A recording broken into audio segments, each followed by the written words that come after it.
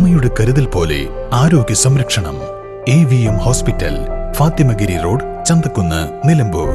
Phone 8594 057 885.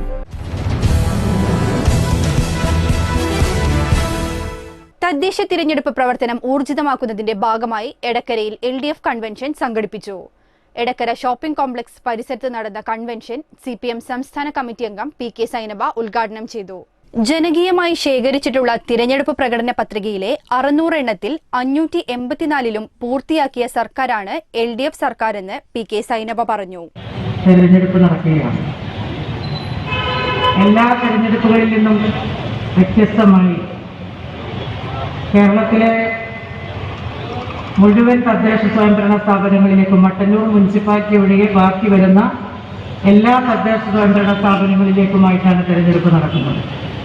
ഏറ്റവും വലിയൊരു ജനാധിപത്യ പ്രക്രിയയാണ് അതിൻ്റെ ഭാഗമായിട്ട് കേരളത്തിൽ നടക്കാൻ പോകുന്നത് എന്നുള്ളത് ജനാധിപത്യത്തെയൊക്കെ തന്നെ വെല്ലുവിളിക്കപ്പെട്ടുകൊണ്ടിരിക്കുന്ന ഈ കാലഘട്ടത്തിൽ വളരെ പ്രാധാന്യമുള്ളതാണ് എന്നാണ് ഞാൻ സൂചിപ്പിക്കുന്നത്.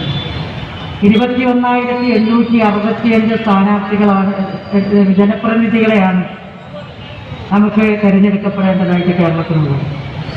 അപ്പം അത്രയും ആളുകൾ ജനപ്രതിനിധികളായി മാറുന്ന അധികാര വികേന്ദ്രീകരണത്തിൻ്റെ ഏറ്റവും അന്തസത്ത ഉൾക്കൊണ്ടുകൊണ്ട് കഴിഞ്ഞ കാലത്ത് ത്രിതല പഞ്ചായത്തുകളിലേക്ക് അധികാരവും പണവും കൈമാറ്റം ചെയ്യപ്പെട്ട് അതിൻ്റെ ഭാഗമായിട്ട് നടത്തിയിട്ടുള്ള ഒട്ടേറെ വികസന പ്രവർത്തനങ്ങളെ വിലയിരുത്താനും അതോടൊപ്പം തന്നെ അഴിമതിരഹിതമായ രീതിയിൽ തദ്ദേശ സ്വയംഭരണ സ്ഥാപനങ്ങളെ എങ്ങനെ മുന്നോട്ട് കൊണ്ടുപോകാം എന്നുള്ളതും ഒക്കെ പരിശോധിച്ചുകൊണ്ടാണ് ജനങ്ങൾ വിധിയെഴുത്ത് നടത്താൻ പോകുന്നത് എന്ന് നമുക്ക് ആദ്യമായിട്ട് തന്നെ മനസ്സിലാക്കാൻ വേണ്ടി കഴിയും.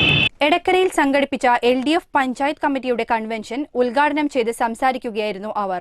കോവിഡ് മാനദണ്ഡം പാലിച്ച് ഓരോ വാർഡിൽ നിന്നും തിരഞ്ഞെടുക്കപ്പെട്ട പ്രവർത്തകരാണ് കൺവെൻഷനിൽ പങ്കെടുത്തത്. CPI ജില്ലാ സെക്രട്ടറി രാജഗോപാൽ അധ്യക്ഷത വഹിച്ചു. VM Shoukath, CPM area secretary T Raveendran, area centre അംഗങ്ങളായ G Sasidharan, P Mohanan, CPM local secretary U Gireesh Kumar, TG Soman, CP Thankachan എന്നിവർ സംസാരിച്ചു.